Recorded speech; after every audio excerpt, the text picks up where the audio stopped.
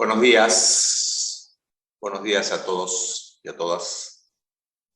Bueno, ya somos cada vez menos, ¿no? Somos poquitos. La idea de esta última actividad es simplemente hacer un resumen de todo lo visto durante el trimestre, como para que nos quede, digamos, más o menos cuáles son los ejes importantes, temáticos, y que les sirva como una guía para estudiar, ¿no?, los temas que hemos resaltado y que hemos desarrollado tanto en los aspectos prácticos como en el desarrollo de los TIC, y que hemos puntualizado, ¿no?, a lo largo de las 19 teorías que hemos tenido hasta acá y las 12 actividades prácticas que hemos tenido hasta acá. Bueno, recuerden siempre que la evaluación es una evaluación durante el cursado virtual multicriterio, que es una evaluación que seguramente con algunas modificaciones van a continuar incluso el año que viene la presencialidad, si es que hay presencialidad o si hay un sistema mixto. La tendencia es a buscar sistemas mixtos, es decir, estar preparados frente a cualquier eventualidad, porque, bueno, la pandemia, como se ve hoy en el mundo desarrollado, en el mundo entero, es una pandemia que ha llegado, obviamente, para quedarse definitivamente, ¿no?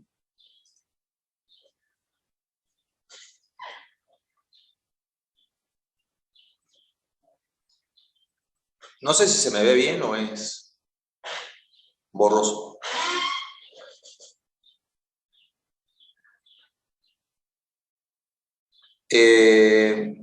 Bueno, la pregunta de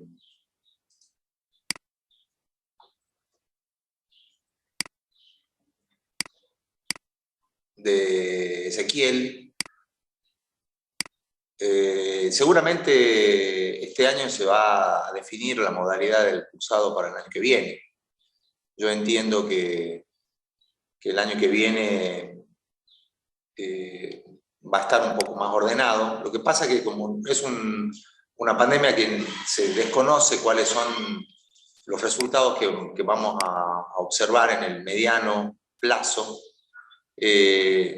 obviamente no hay definiciones al respecto. No creo, el gobierno de la facultad nunca ha sido muy concreto a la hora de las definiciones, ¿no? Amparado bajo el criterio de la incertidumbre, ¿no? Entonces, frente a la incertidumbre, vamos trabajando sobre la marcha. No obstante ello, ese tipo de actitudes en el gobierno de la facultad y de la universidad han generado muchos conflictos incluso entre docentes y estudiantes, a la hora de definir modalidades, ¿no? Hubo mucha inactividad, mucha inoperancia desde ese punto de vista, pero bueno, se entiende, ¿no? Es una situación inédita. Quizás uno hubiera actuado de otra manera, pero hay que entender que el que está en decisiones de gobierno tiene que tomar decisiones en un contexto de alta complejidad. Nosotros dentro de la cátedra tomamos decisiones más concretas desde el punto de vista de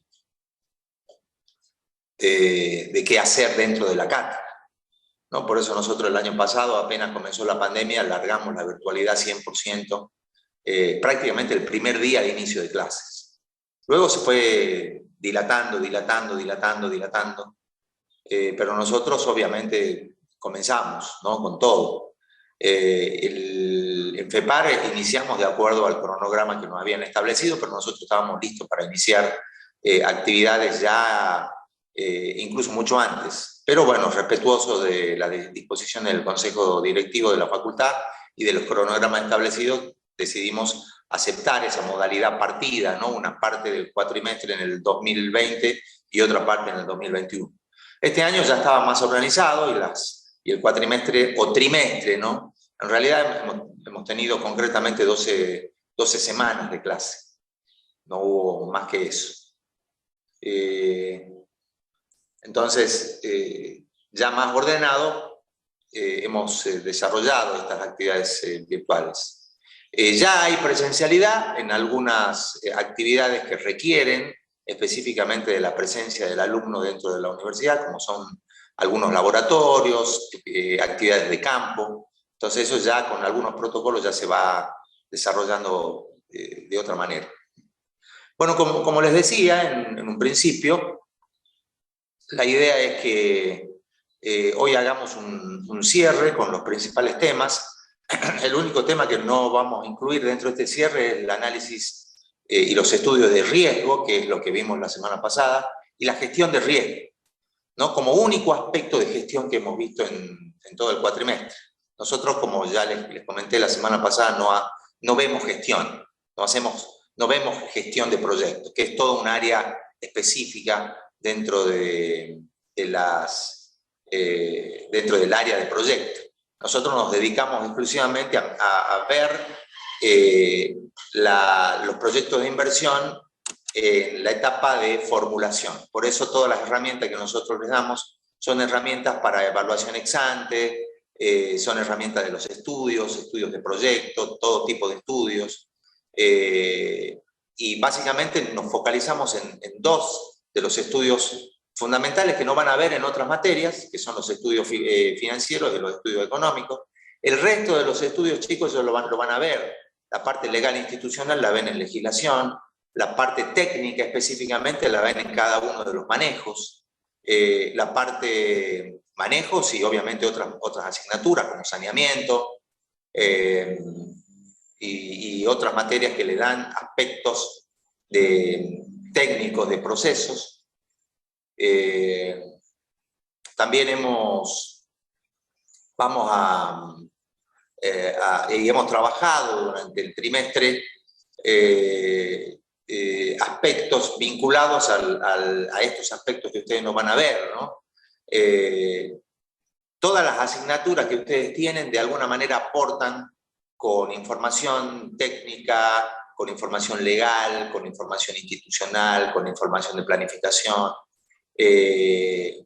para abordar el resto de los estudios, ¿no? Entonces nosotros nos abocamos esencialmente, si bien hablamos de los estudios técnicos, los estudios de mercado y otras cosas, nos abocamos básicamente a la economía aplicada, ¿no? Por eso desde un principio nosotros le dijimos que nuestra asignatura era economía aplicada. Entonces vamos a ver los aspectos financieros, que es economía, y los aspectos económicos, que es economía. Para eso ustedes también tienen una materia específica que es economía ambiental y de los recursos naturales, que le dan las herramientas teóricas y conceptuales para luego aplicarlas en esta instancia. Bueno, dicho esto, Recording in progress. Vamos a comenzar. Cualquier duda, interrupción, obviamente pueden hacerlo. Recuerden que estas teorías, estas clases teóricas no son obligatorias tampoco las consultas, ni el trabajo práctico. Para los que cursan en proyecto, la única actividad obligatoria Zoom es los TIC. El resto de las actividades son todas optativas, ¿no? Esto se lo planteamos desde el principio. Pero, como siempre le decimos, estas clases están grabadas, están en la sala de Classroom para que ustedes puedan acceder. De hecho, hay muchos estudiantes que rinden la materia que nos han solicitado poder acceder también al área, a la sala de Classroom, para poder compartir, ¿no?, todas las clases y poder preparar la materia para rendir el examen final. Esta aula va a quedar disponible, obviamente, para los que quieran rendir y no tengan la posibilidad de descargar las clases, van a quedar disponibles para que ustedes puedan acceder en el momento de preparar la materia para rendir el final, disponibles para que puedan trabajarlas, ¿no? Así también las clases de los TIC. No sé si Fabi habrá subido todas las clases que son grabadas también, pero cualquier cosa le solicitan a ella, que es la responsable directa de la parte de organización de los talleres integrados. para que pueda aportarles ese tipo de información. Bueno, dicho esto, vamos a compartir una pequeña síntesis de lo que vimos, como para que nos vayamos con una idea de qué es lo que vamos a tener que trabajar, ¿no? durante el resto de lo que hemos trabajado durante el cuatrimestre y lo que van a tener que preparar para rendir el examen final.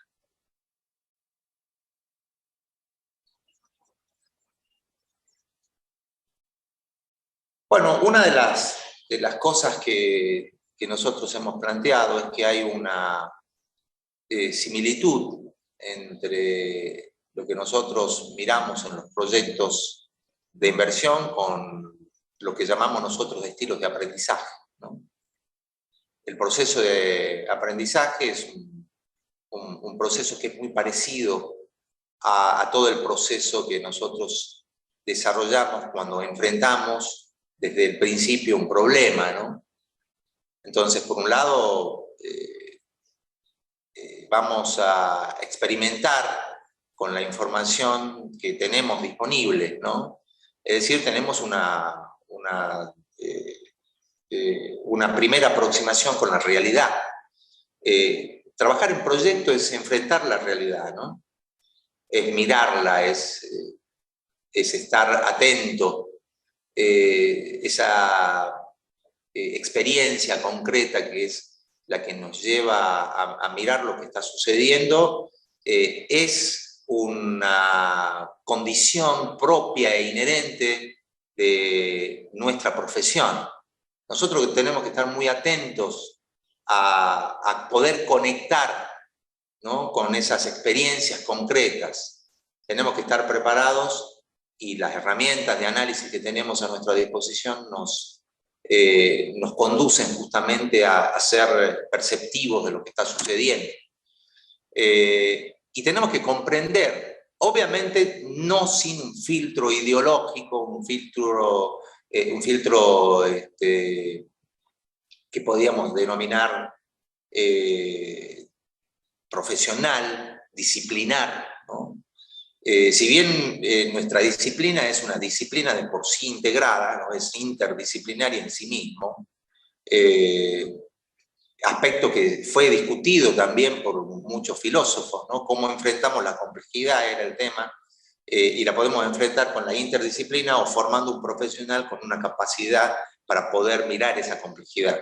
Bueno, una de las características de nuestra profesión es que cuando se creó como licenciatura en recursos naturales, a partir de lo discutido en la reunión en la cumbre de Oslo, donde se define quizás los principios de la sustentabilidad, en esa reunión, donde estuvo presente el ingeniero Ennio Pontuzzi, y luego vino con esta idea de armar una carrera que pueda integrar, ¿no?, esa complejidad, nuestra carrera nace desde ahí, nace desde la necesidad de mirar la complejidad desde la visión de un profesional que integre la complejidad. Entonces, bueno, el primer paso, que es el que nosotros vamos a ver en todo proyecto y que respeta el ciclo del aprendizaje, es esa experimentación concreta, ¿no? Luego de esa experiencia, observamos, reflexionamos, ¿no? Empezamos a integrar conceptos, ¿no?, en lo que se denomina la conceptualización abstracta, ¿no? Es decir, acá tenemos una experiencia concreta, nos choca la realidad, nos impresiona la realidad, y luego a esa realidad la conceptualizamos utilizando todas nuestras herramientas de interpretación posible, ¿no?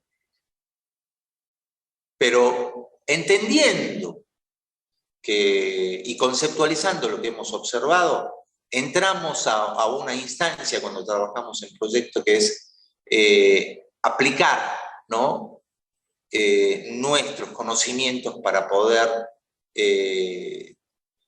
aplicar herramientas para lo que hemos observado, lo que hemos conceptualizado, podamos llegar a modificarlo, cambiarlo.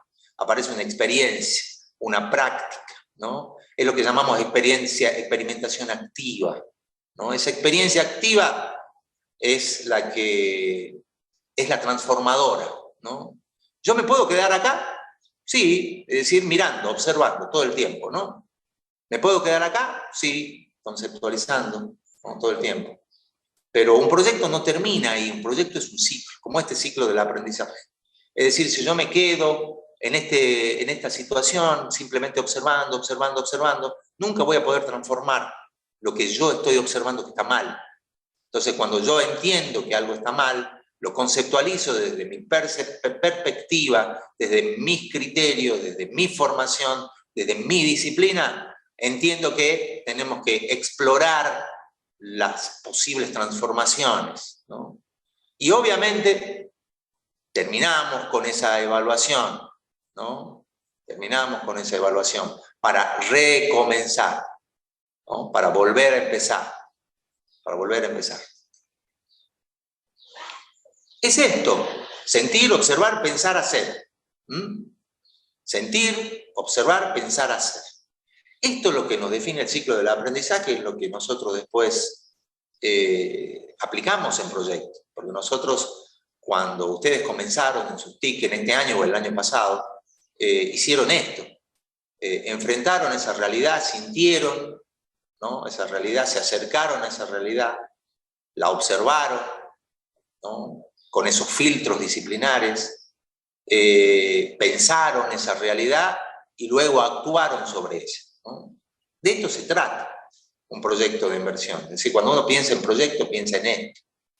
Piensa en mirar la realidad, en observarla, en pensarla, en identificar, ¿no? Las situaciones conflictivas, problemáticas, pero no nos quedamos ahí, sino hay una componente actitudinal en todo proyecto de inversión, que es el hacer, ¿no? El hacer, el transformar.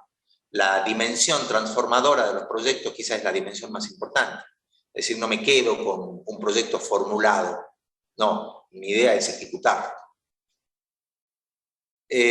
Uno de los aspectos de las herramientas que nosotros hemos trabajado como herramientas de base, que se aplica muchísimo en nuestras áreas, ¿no? A nuestros proyectos ambientales, proyectos socioambientales, proyectos bioecológicos, ¿no? Para todos este tipo de proyectos en los cuales nosotros vamos a estar directamente comprometidos, y estaremos comprometidos en otro tipo de proyectos donde la oferta de bienes y servicios ambientales no sea el objetivo, sino otro tipo de metas en particular, pero nosotros vamos a mirar los proyectos de la perspectiva ambiental, siempre lo vamos a mirar.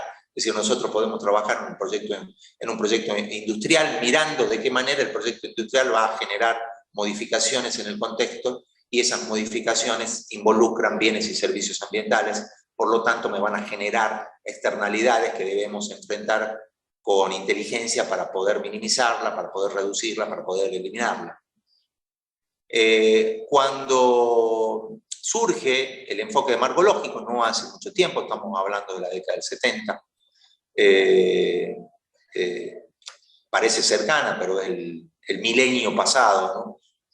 Estamos hablando de 1970, que es cuando se producen quizás las grandes discusiones al respecto de los proyectos de inversión. Se observó que los proyectos o programas tenían múltiples objetivos, ¿no? Y las actividades propuestas no conducían al logro de los mismos. Este fue uno de los puntos centrales de discusión dentro del enfoque marcológico, cuando la CEPAL-ILPES observa el resultado de los proyectos que se ejecutaban dentro del área de Naciones Unidas, ¿no? Recuerden que todas estas organizaciones multilaterales tienen sus bancos, y esos bancos tienen como objetivo ayudar a los países en vías de desarrollo, países subdesarrollados a proponer, ¿no? Cambios. y a generar inversiones y a transferir sumas de dinero para que se puedan desarrollar proyectos de inversión, ¿no? Entonces, ¿qué se observó después de hacer análisis, ¿no?, de los resultados que se habían obtenido? Y bueno, una de las cosas fue que los proyectos estaban mal formulados, ¿no? Múltiples objetivos, actividades que no estaban relacionadas con los objetivos que se habían planteado. Es decir, queríamos hacer esto y proponíamos actividades que no tenían nada que ver con lo que estábamos buscando. No había responsables, ¿no? No había métodos de control y seguimiento, no había. Esto es algo que hoy todavía existe, ¿no?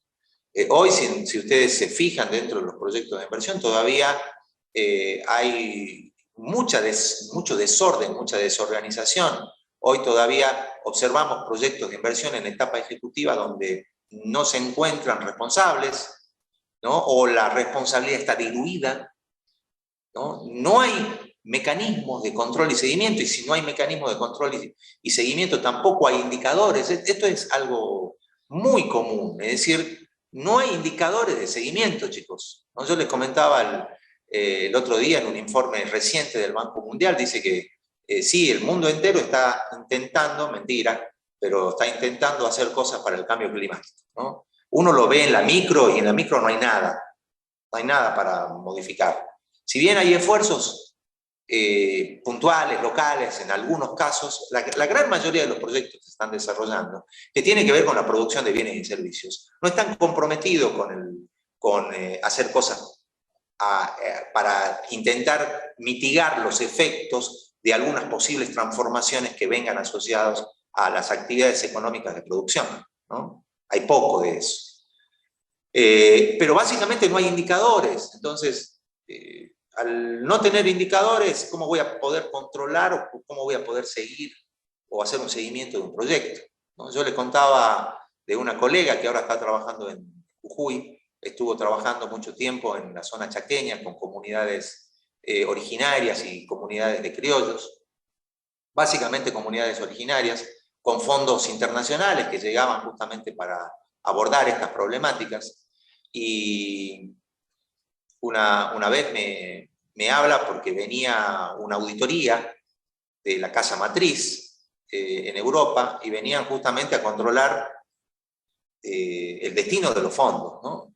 Entonces yo les decía, bueno, si ustedes tienen todo organizado, si ustedes tienen la cadena de responsabilidades, si ustedes tienen los indicadores de seguimiento como para poder hacer cosas o para poder mostrar resultados, no hay problema. Bueno, y ella me comentaba que el gran problema que ellos tenían era que tenían mucha actividad de campo, pero no tenían ninguna actividad documentada. Entonces asistían a las familias, hacían esto, hacían aquello, pero no tienen ningún indicador para medir los resultados de esas cosas.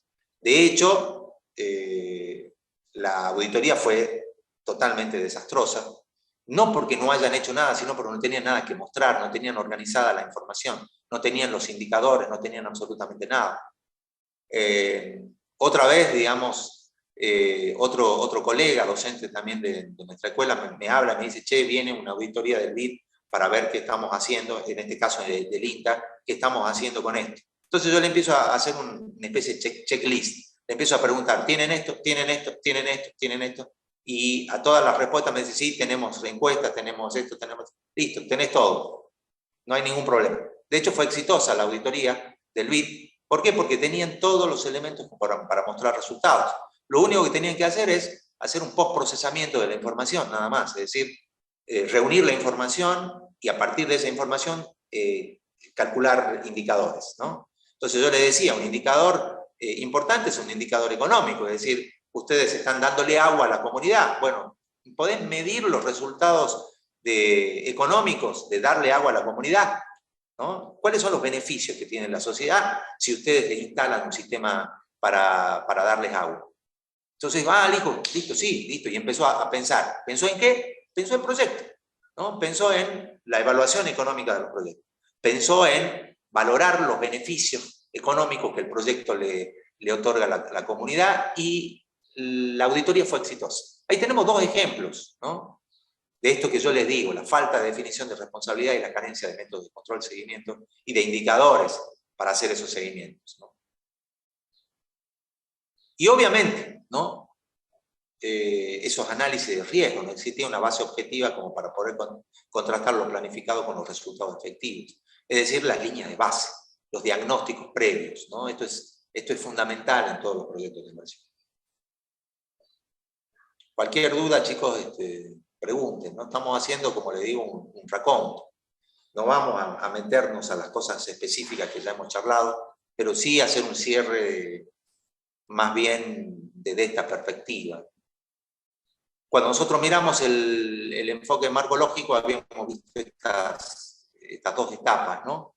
Una etapa que le llamamos análisis de la situación y otra etapa que ya es el diseño propiamente dicho de nuestro proyecto, ¿no? Fíjense, en la etapa 1 nosotros hicimos un análisis de involucrados, nuestro arbolito de problemas, ¿se acuerdan? Nuestro árbol de objetivos y las estrategias posibles, ¿no? Y hemos trabajado la comparación de estrategias. Esto es lo que empezamos a hacer, ¿no? Cuando nosotros nos planteamos en la primera etapa del aprendizaje, es decir, hacemos un abordaje territorial para identificar problemas, vamos a campo, hacemos el análisis del campo, lo primero que hacemos es esto, ¿no? Nosotros hicimos todo esto en gabinete, pero normalmente cuando uno trabaja en proyectos, y está bien hacerlo en gabinete en etapa de idea, ¿no? No hay problema.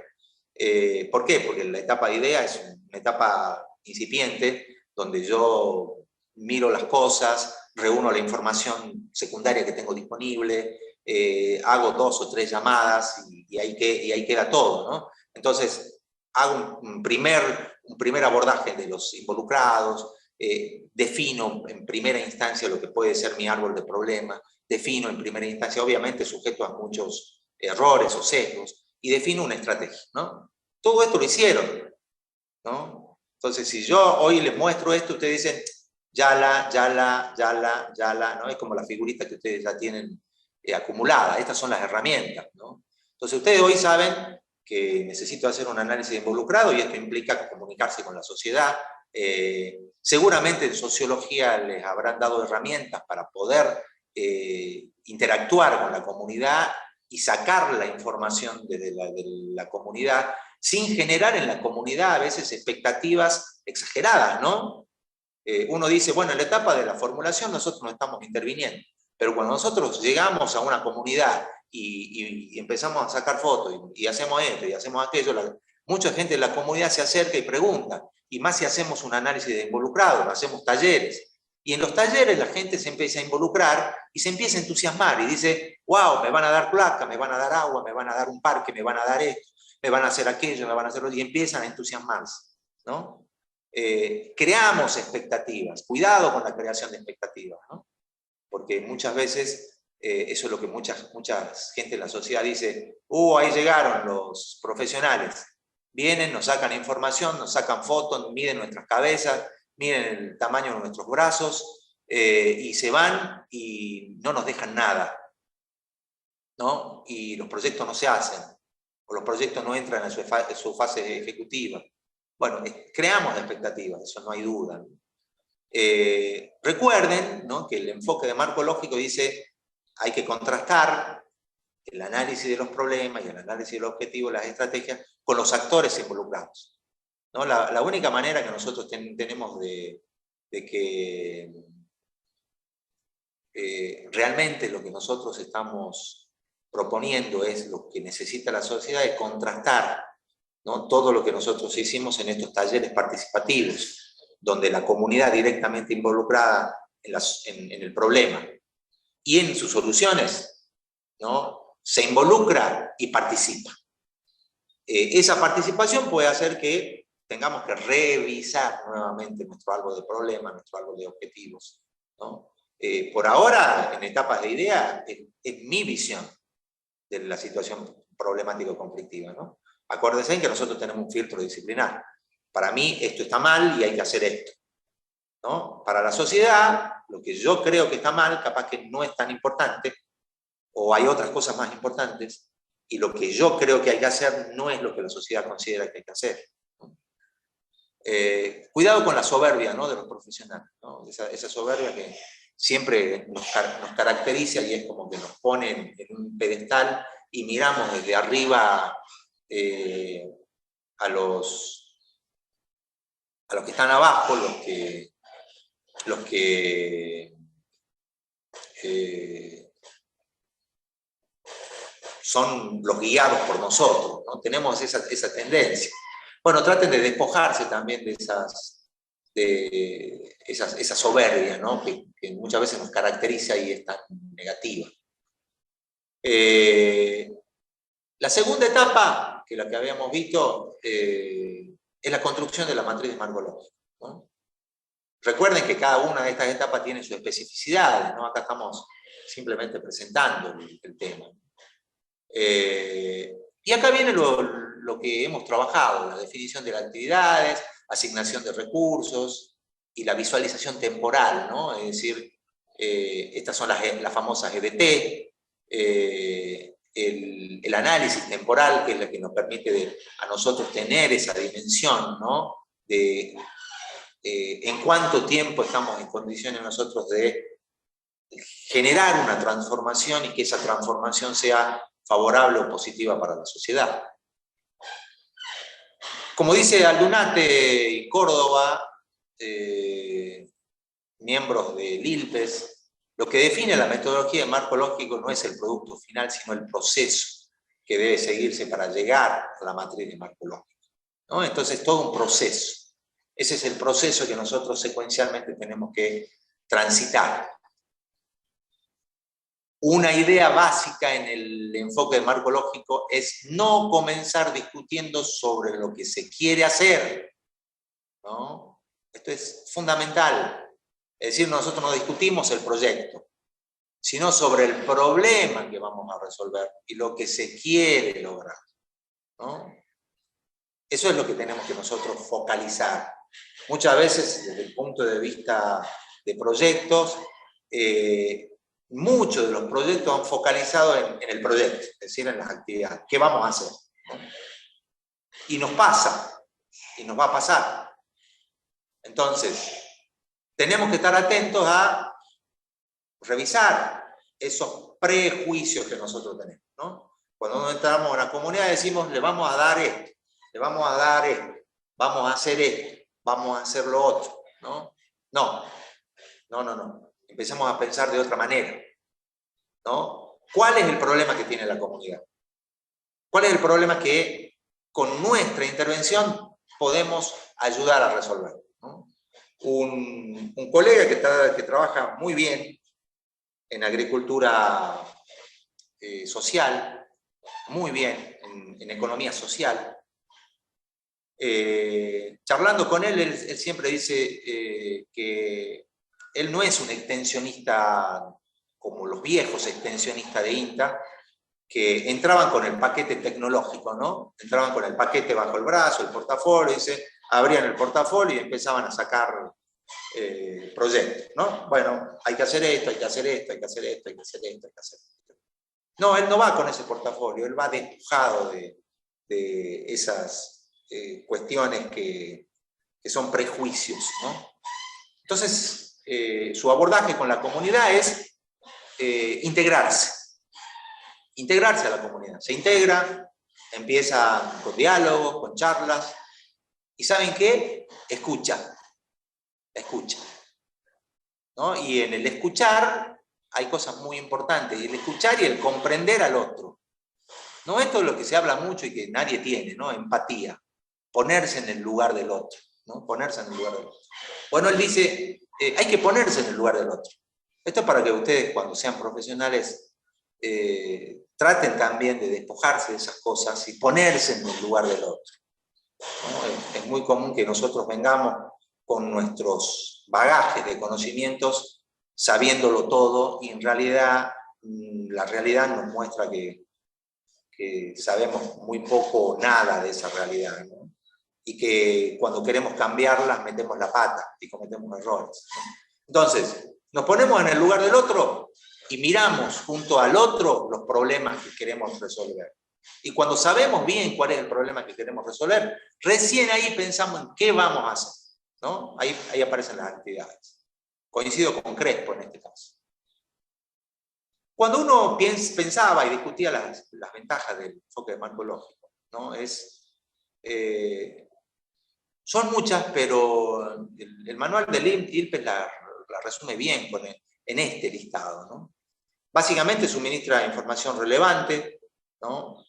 En un solo cuadro, eso es lo más interesante. Yo les decía a ustedes mientras formulaban sus proyectos y les comentaba que si la matriz de marco lógico está bien y es sintética, yo con una sola mirada yo puedo saber qué es lo que va a hacer el proyecto, ¿no?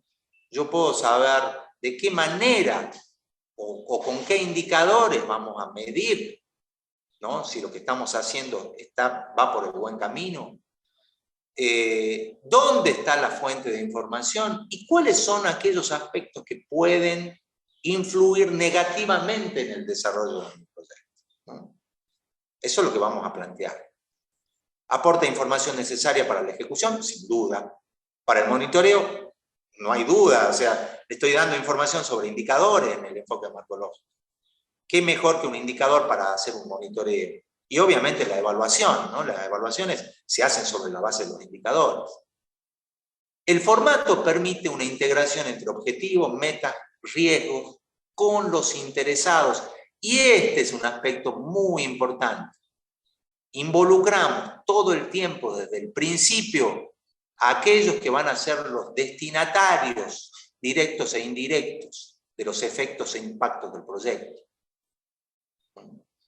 La terminología que utiliza también es de carácter uniforme y facilita la comunicación. La utilización del enfoque implica un proceso de aprendizaje acumulativo y esto quizás es uno de los elementos más importantes de la propuesta del enfoque que hace la CEPAL-ILPES.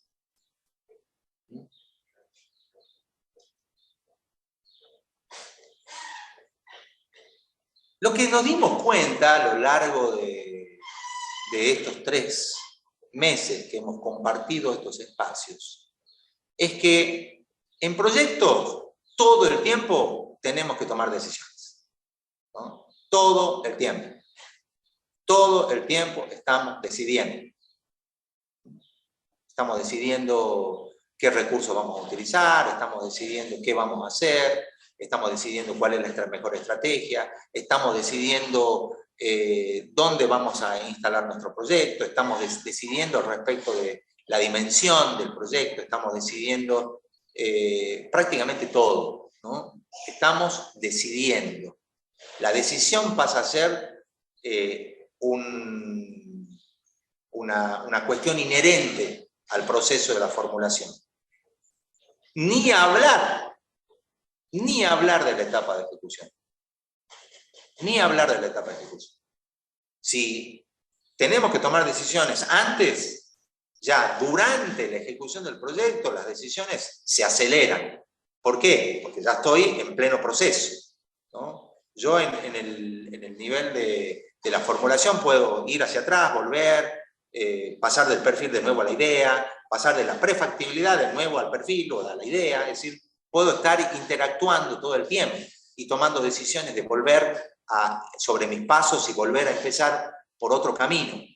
Pero cuando ya estoy en la ejecución, y ya se me complica el retroceder, ¿no? Ya está hecha la inversión, ya está nivelado el terreno, ya está instalada la planta, ya está hecho esto, ya hemos reforestado, ya hemos incorporado la actividad, ya hemos hecho un camino, ya hemos hecho la traza, ya hicimos esto, ¿no? Ahí las decisiones obviamente son sobre la marcha. Sobre la marcha. Me esperan 2 segunditos que tengo a mi hijo enfermo y me está llamando desesperadamente. 2 segunditos, 2 segunditos, ya volvemos.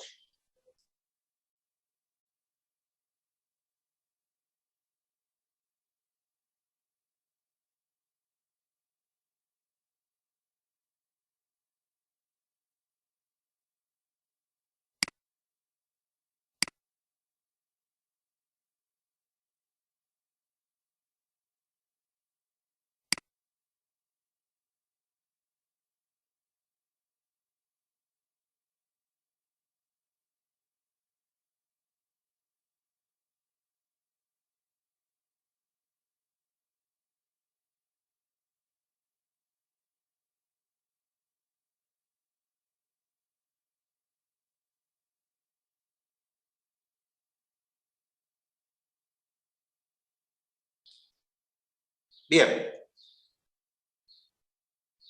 continuemos.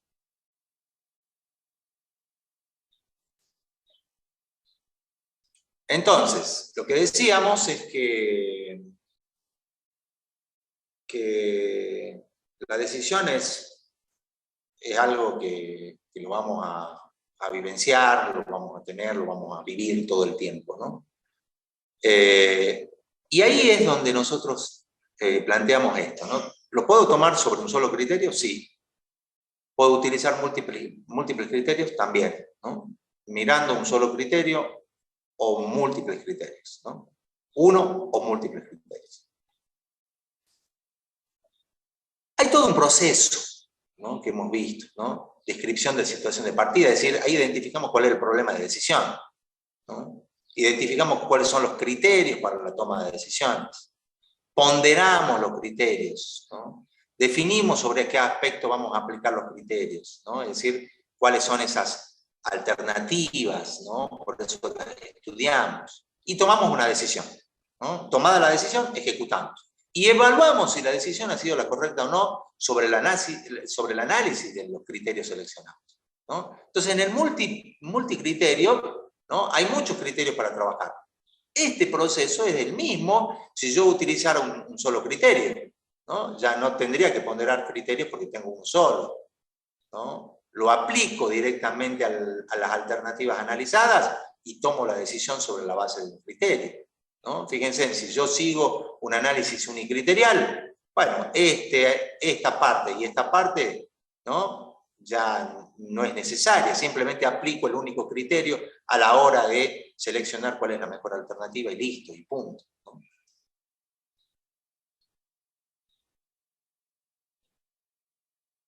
En el manual, ¿no?, que ustedes tienen de multicriterio, de la CEPAL también, de IRPES, ¿no?, fíjense, analizamos todos esos pasos, ¿no? 12 pasos en total. Grupo de expertos, ¿no? ¿Por qué? Porque la selección de los criterios lo hacemos sobre grupos de expertos o consulta de expertos, ¿no? Definimos los indicadores, hacemos un análisis jerárquico, construimos las prioridades, hacemos el cálculo de los ponderadores, comprobamos la consistencia, analizamos los indicadores, los estandarizamos, calculamos los índices y hacemos un análisis de sensibilidad. Bueno, después lo tenemos que aplicar todo esto al proceso de la formulación. Otro de los ejes que nosotros hemos trabajado y hemos planteado, nosotros hemos trabajado básicamente siempre ex ante, ¿no? Ex ante. Y hemos definido que durante la etapa de formulación hay 4 instancias importantes. La idea, ¿no?, que es donde nosotros formulamos, parados desde un juicio preliminar, ¿no? Hemos detectado una fase de diagnóstico. El perfil del proyecto, que es una estimación general con información disponible de cómo se solucionaría el problema, ¿no? Nosotros, ¿dónde nos paramos habitualmente? Y nos paramos aquí, ¿no?, entre la idea y el perfil. Algunos nos quedamos más en la idea, ¿no? Son juicios preliminares, con un diagnóstico muy preliminar.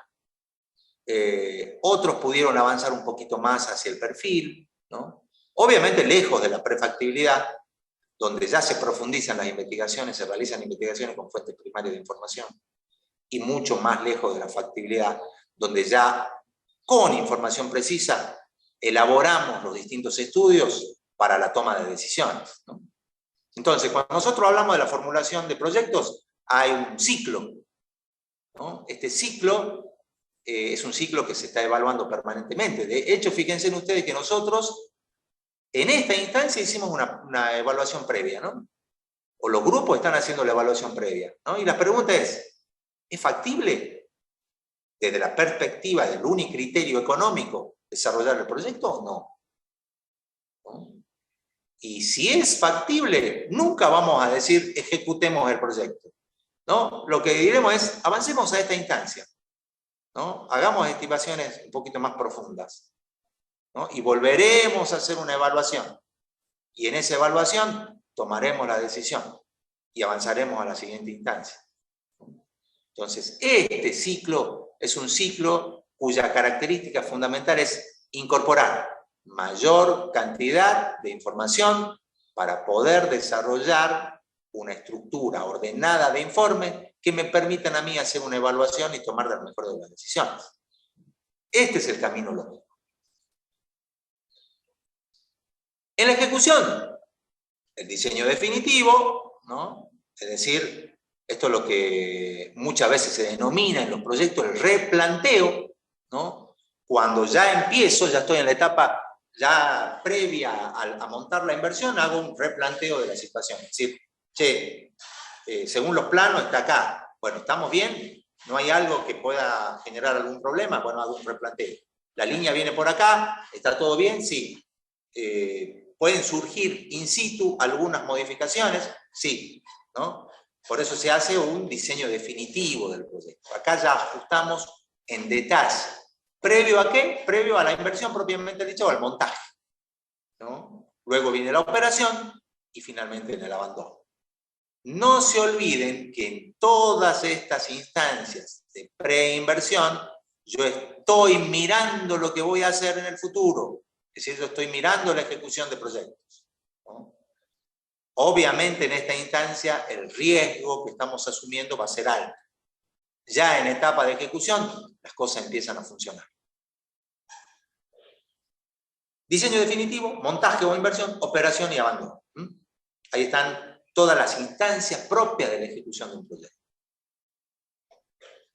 Cuando incorporamos los aspectos ambientales o económico-ambientales, ¿no? Este ciclo de proyectos, fíjense, este es un ciclo, una traducción del manual del Banco Mundial para los estudios de impactos ambientales y sociales, nos muestra, ¿no?, la importancia de incorporar en cada una de las etapas los elementos de análisis ambiental, ¿no? Fíjense, el EIA, la vía, ¿no?, medidas de prevención, es decir, los planes de gestión ambiental, el análisis costo-beneficio, ¿no?, cuando pasamos de la prefactibilidad a la factibilidad.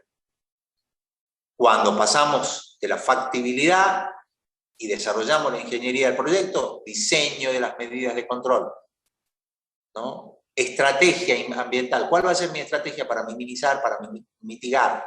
Cuando estamos en etapa ejecutiva, auditorías, post-auditorías ambientales, recomendaciones para otro proyecto y para este mismo proyecto, ¿no? Y miren dónde comenzamos, ¿no? Desde la idea de proyectos nosotros ya estamos metiendo elementos ambientales sensibles, ya, ¿no?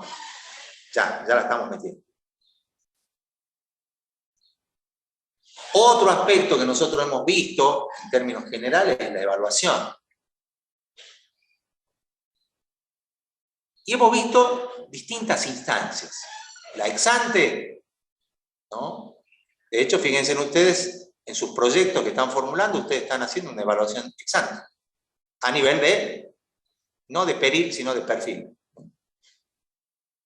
Una evaluación ex ante a nivel de perfil. Vamos a hacer una evaluación ex ante también a nivel de preproyecto. Vamos a hacer una evaluación ex ante a nivel de factibilidad. La diferencia es que yo a nivel de perfil lo que voy a hacer es sugerir continuar en la siguiente etapa.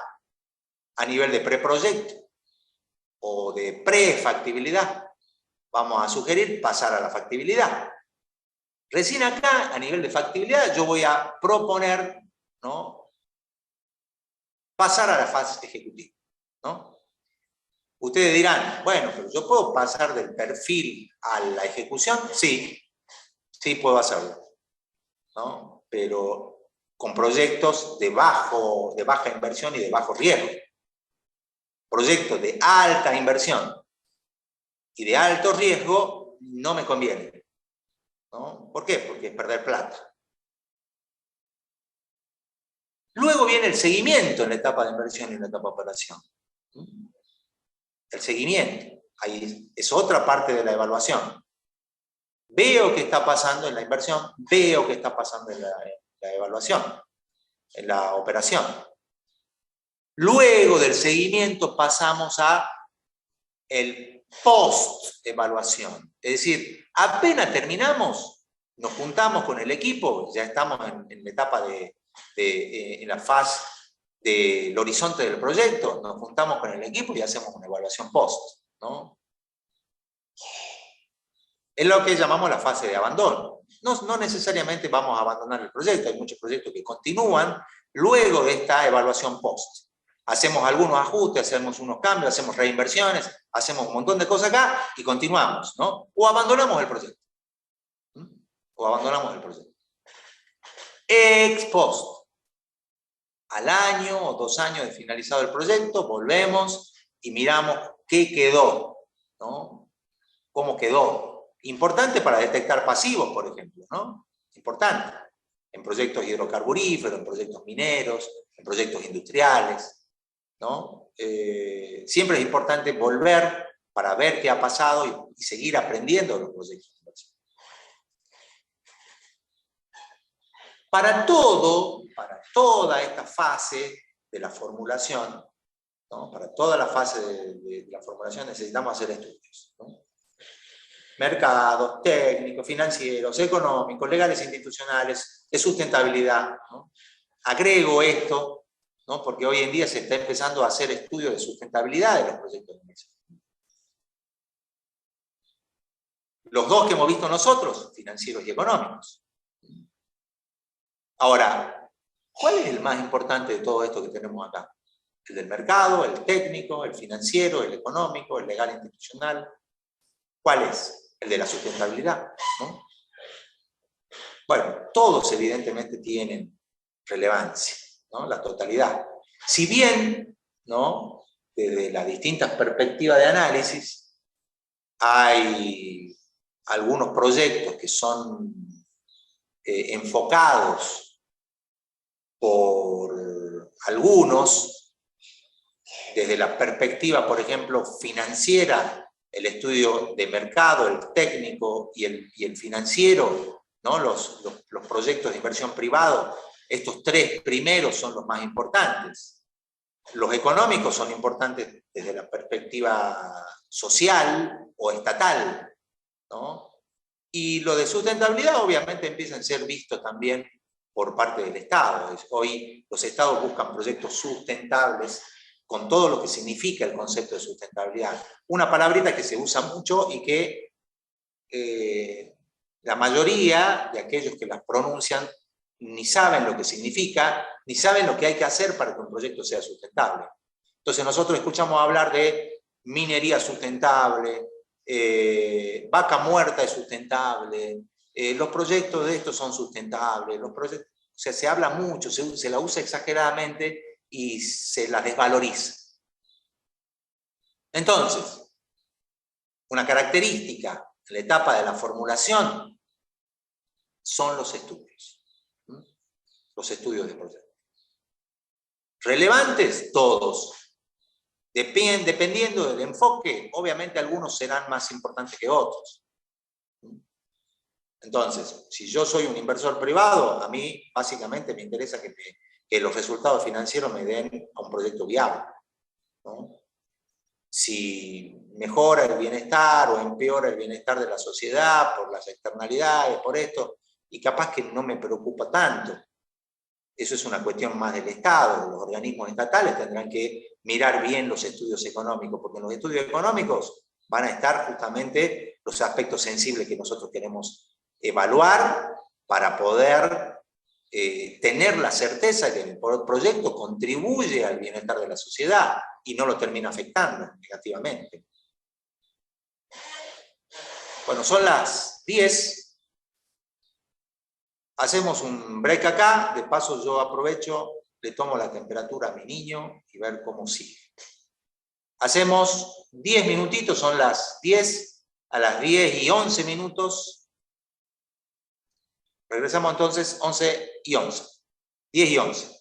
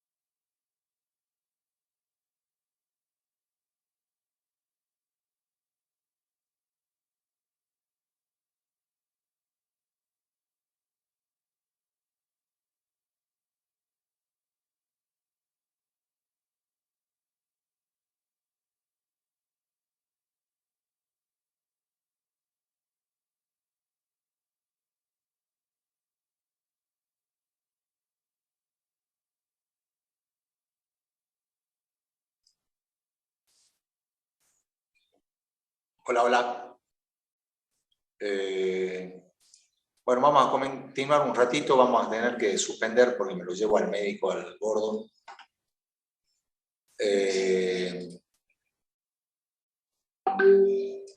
Ya que tiene un poquito de fiebre, mucha tos.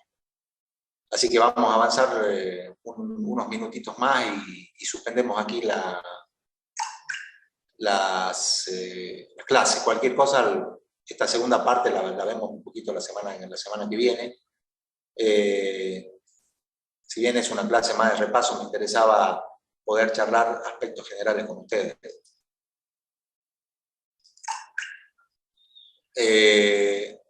Una parte de los estudios que nosotros hemos visto son los estudios de tipo financiero. Básicamente todos los estudios aportan a esto, ¿no? A la construcción de un indicador. ¿Qué hacemos? Construimos flujo de fondos de la manera que ustedes lo analicen, dependiendo de la complejidad propia de los proyectos, ¿no es cierto? Pueden ser monotributistas o responsables inscriptos, pero ¿a dónde apuntamos? A esto, al valor actualizado neto, que es un indicador que nos dice cuál es el valor presente de los flujos presentes y futuros.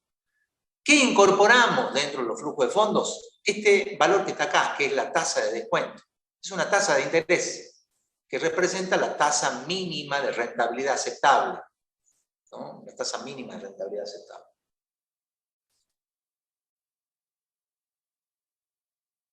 Hemos visto que el BAN y esa tasa mínima aceptable de rentabilidad tiene una relación inversa.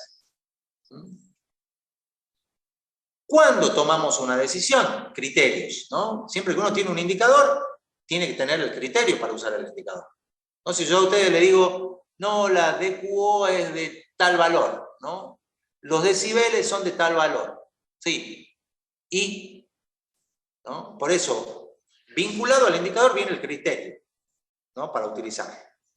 Y ahí viene el criterio financiero. Si el valor actualizado neto es mayor que cero, el proyecto se acepta.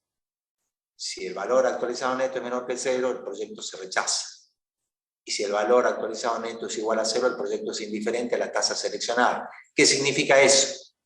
Que la rentabilidad del proyecto de inversión es la misma que la que me puede generar la opción alternativa de inversión.